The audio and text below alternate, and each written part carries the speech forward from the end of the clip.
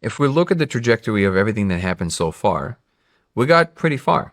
Like that's everything we built is pretty amazing. Like we're not without our shortcomings, obviously, but this is pretty impressive, right?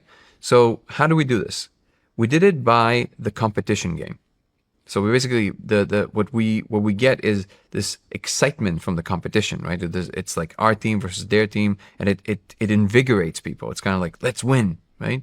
So you might lose, but even the promise of the losing kind of gives the game some zest, like it has like a spice, right? It's very energizing.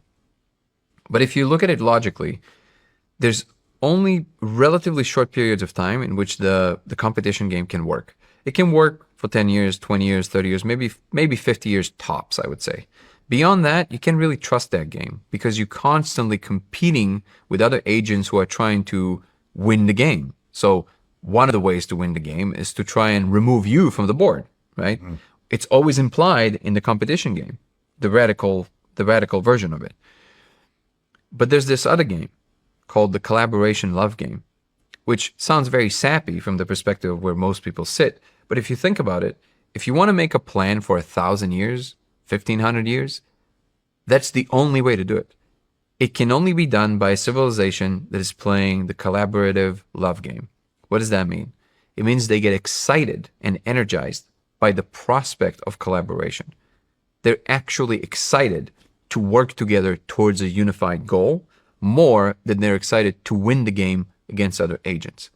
So it seems like what it's trying to align us with is this higher vibrational game.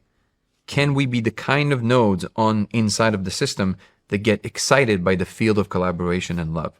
And then we get to actually play that larger game, because then by definition, you can be trusted. You don't need to be policed, because what you really want, the thing that you're constantly aiming for, is somehow get into the vibe with others, collaborate, do this beautiful thing.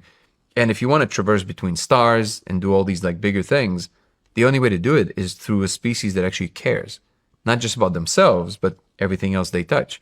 They care about the different biospheres they arrive at. So they don't just come to a place and take and move on. They go because they want to be connected. They want to understand the thing. They want to collaborate with it. They want to understand what the biosphere is doing and not destroy it, but actually maybe work with it in such a way that is harmonious, creating beautiful structure and not just functional structures. This is the kind of civilization that is favorable to play the more universal game. Civilizations that just live for themselves, they're much less favorable for the more, for the higher game.